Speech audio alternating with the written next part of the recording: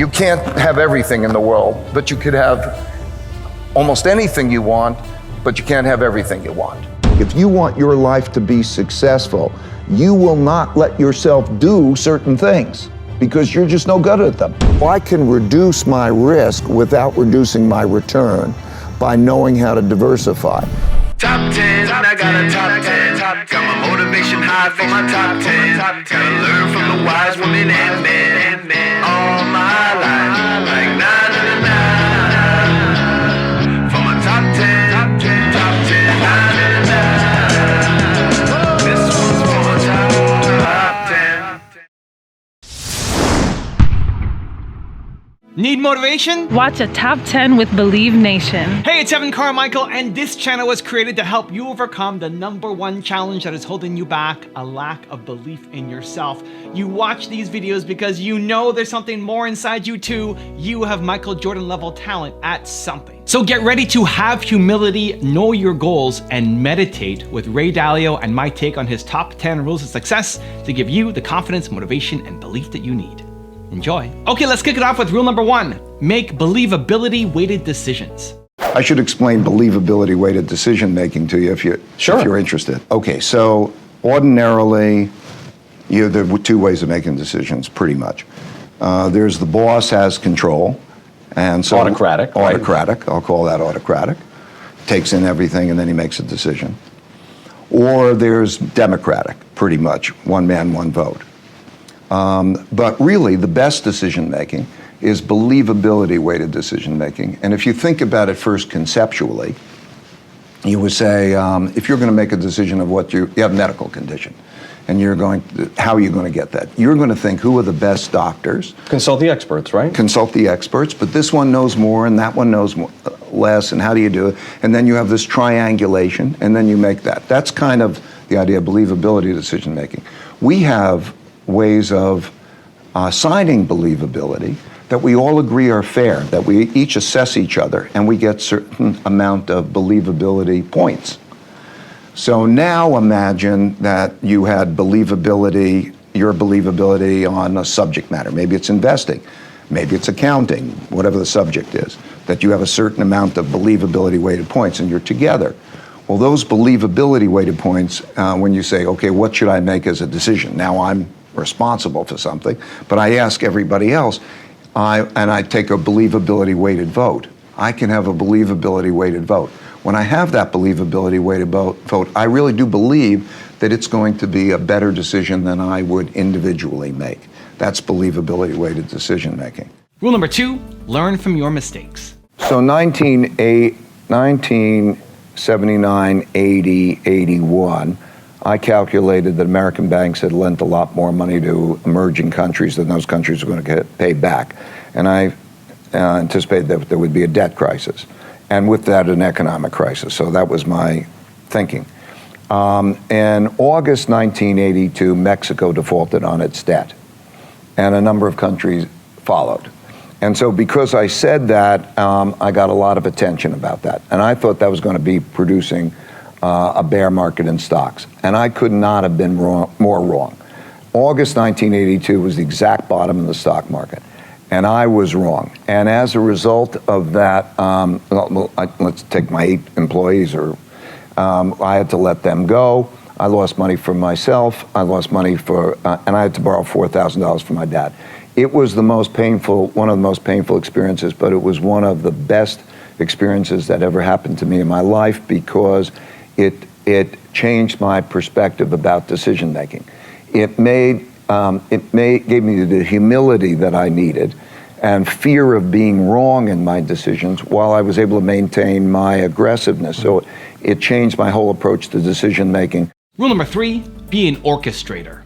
The two big things is, how do you get your alignment of your lower level you with your upper level you? How do you get past your ego and your blind spot? And we know what the ego barrier is, like I gotta be right, or whatever it is, or I'm not good at this. The blind spot barrier is the realization that people actually see things different. They see different things. Like somebody will see the big picture, somebody will see the detail. They'll focus on different things, almost like a color spectrum type of thing. And if you realize that you will see a part of that spectrum and other people will see the other part of the spectrum, and so that you really need to, when you go above yourself, you really need to orchestrate all those ways of seeing, because you are not just one of those people that's got to do it yourself. Your way of being the success is to go above it and be the orchestrator and know what you're good at and what you're not good at. So it's almost like if you want your life to be successful, you will not let yourself do certain things because you're just no good at them. Once you get that picture down, then you can find the paths wherever the paths are. You're open-minded because you've given up your ego barrier and your blind spot barrier. Rule number 4, know how to diversify. Knowing how to diversify well is more important than almost anything. People don't understand this. Is that an evergreen principle, you think? Yes, that's an evergreen principle. Interesting. And the reason I'm saying that, the way it is, it's almost like a casino making its money. Okay. The way that you do it is you get an edge. So now when you have to make a bet, I've got to bet against the whole world. The world has a view on something is reflected in the price. So when I think something is attractive or unattractive, that means I have to bet against the whole world and whether that's right or not. That's difficult. I get it right, more often than I get it wrong, but I'm going to get it wrong sometimes. And so when you can take a lot of different bets, what you can do is, like the casino, you'll get your average that your bet would be, but you'll reduce your risk of one of those tables not being the table that's paying off. And so that margin, so I can reduce my risk without reducing my return by knowing how to diversify. Also, if you want to have more confidence, check out my 254 series. It's free. The link to join is in the description below. You have to explain why you're the right person to lead. And above all, you have to know your numbers. I've always been passionate. Some people thought, it's more OCD than anything else. The minute you begin to get external in your life, worrying about what other people think about you, right? You've lost all control. And it never fills you up. Rule number 5, don't get too attached to your opinions. This is the biggest message that I think that I would get across that I'm trying to convey in principles and so on, is that so many people have opinions in their heads that might be wrong, and they're too attached to them. And if you know how to operate with a certain amount of uncertainty and stress test your opinions in a different way, you get away from your ego, get away from all that. You can learn a lot about raising your probabilities of being right. So what it made me want to do is find the smartest people I could find who disagreed with me. And then I could have conversations with them. Rule number 6, meditate. Meditation is the biggest gift that I can give anyone. And I would say more than anything, it is whatever reason for success I've had. Because it allows one, back to the 2 U's, I'll clarify. What I mean is that in your mind, we think, what do you want? And the reality is, when you look at the neuroscience and psychology, that there are different parts of your brain that want different things. And so in the simplest sense, there is the logical part of your brain that you're conscious of. It's called the conscious. And you think you're being logical and you want to make those decisions. And then there's the subliminal, below the limbic system, part of the brain, which is the emotional, and it's not as conscious to you, but it has more of an influence on you than really the logical one. And so they're not aligned. And so when you're experiencing that pain, or let's say the ego, right, there were 2 main things. You got an ego barrier and a blind spot barrier.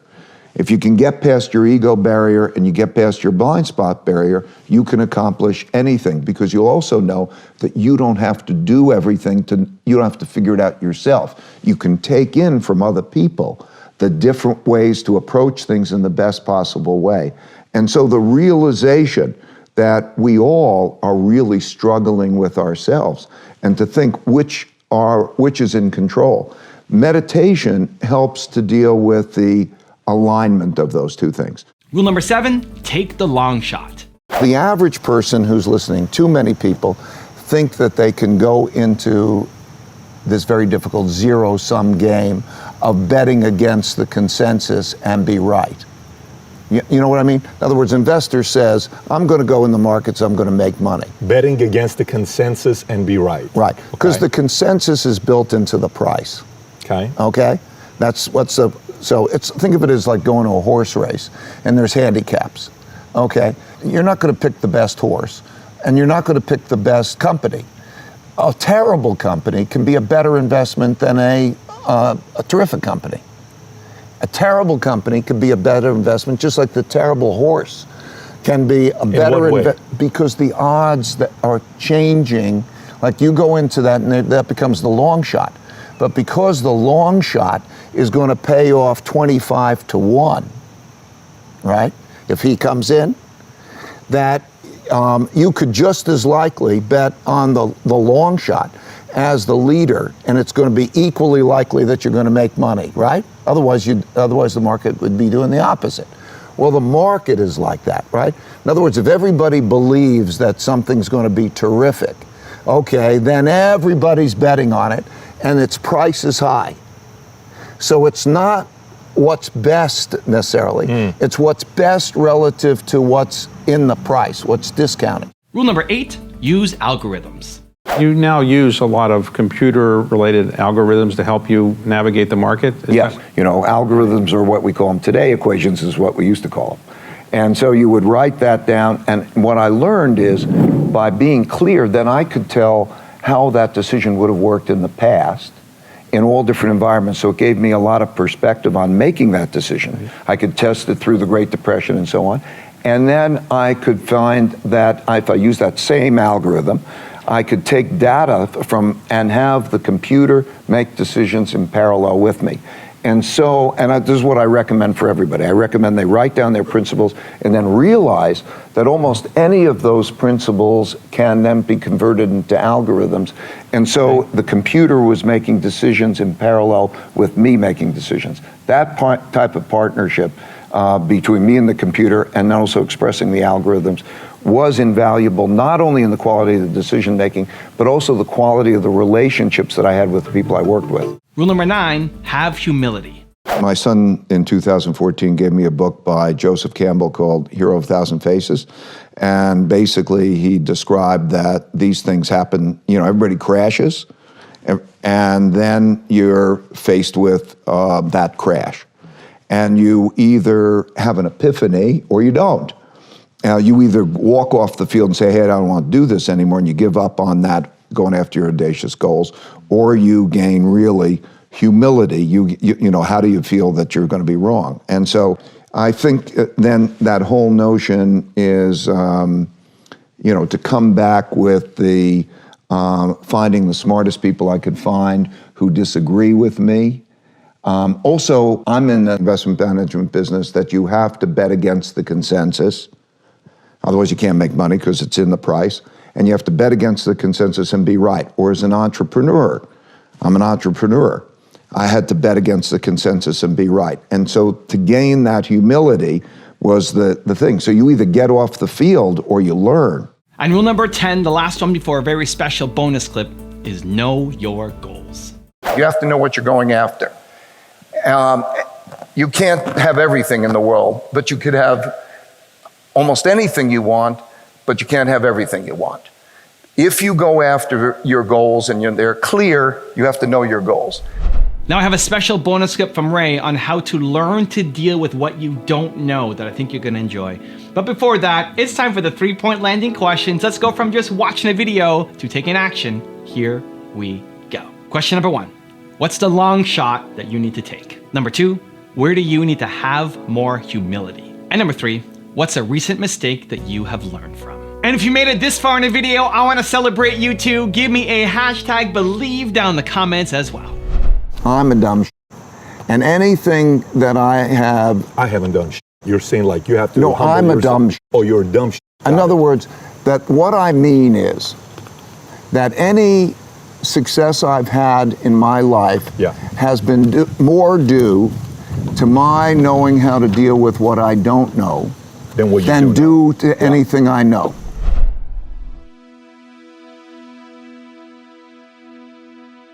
If you want to see the top 10 I did on Bill Gates, check out the video right there next to me. I think you'll enjoy it. Continue to believe, and I'll see you there. This is a great time to be doing innovation because the tools of innovation are so much better. I worked weekends, I didn't believe in vacation, and so I really pushed people to work hard.